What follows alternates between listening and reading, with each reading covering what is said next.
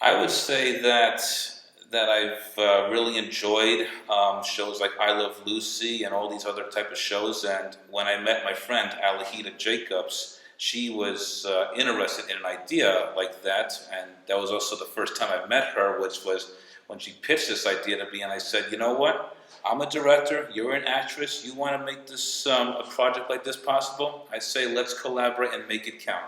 So I kept in touch with her for almost a year now, and we never let go of this project. We just put it on hold for a little because of scheduling conflicts or even just writer's block every now and then when I was writing the script. But it never drifted away from us, and we're gonna make it possible. People are gonna see this movie.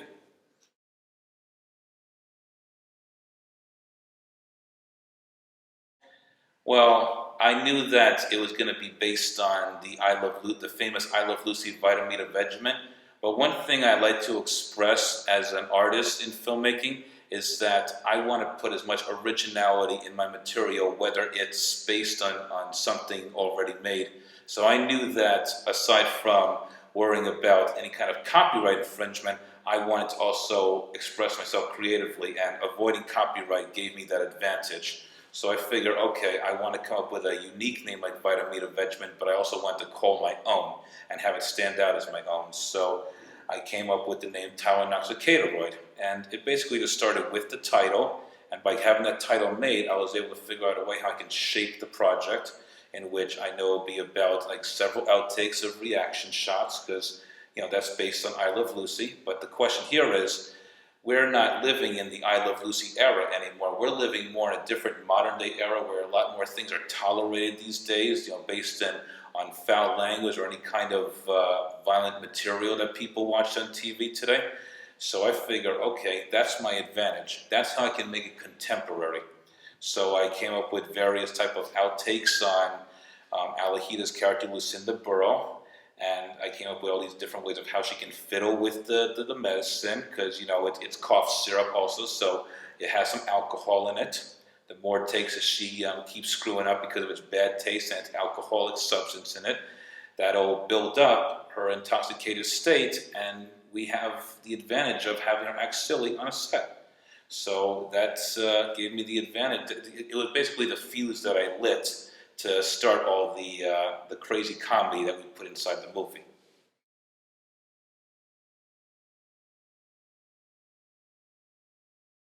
Oh yeah, I mean, what's good about me, ever since I got into this business, is that I've made friends with several people who understand the concept of film and acting in general. That they were already on board with this, and what I like about the support I got is that everyone, if they didn't see my vision, they still had enough support to want to have me express my vision, because they know that by now that if I have an idea, they know that it just wasn't something that was thought up overnight. I mean, it was me and my imagination, and and we were able to come up with all these various type of ideas. And people who became involved in this thing, they contributed also based upon their look, their reaction toward the character, what they were able to bring to the characters based upon how they looked at it.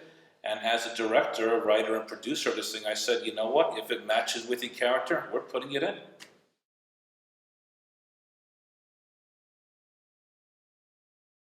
I feel that whenever you get to the end of a movie and you see the punchline at the end of it, that's what you'll really see on what's kind of philosophical message I'm referencing with this movie, in which if people are not going to see it, I really don't want to give it away to them because I want them to try to figure it out for themselves. But let's just say that if you think Lucinda Burrow is the protagonist in our story, I'll let you go with that. But watch the very end and just observe how she behaves throughout the movie, and you'll see that the punchline that we show at the end, which is expressed through the Cheryl Stoops show, you'll see that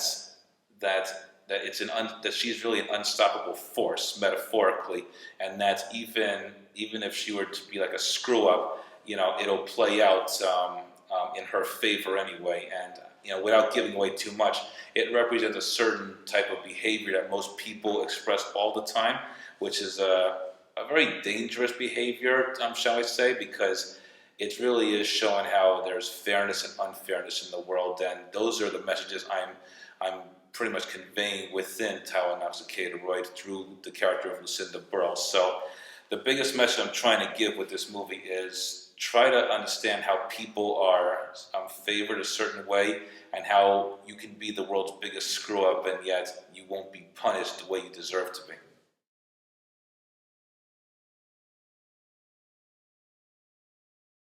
If there's anything I'm hoping for, is that I'm hoping the movie will gather up an audience to a point where they'll not only see my philosophical message, but also find it entertaining in general, because I'm trying to express as much comedy as possible in it while keeping it as if it's a contemporary I Love Lucy episode. So all I ask for people is to just see the movie and enjoy it for what it is.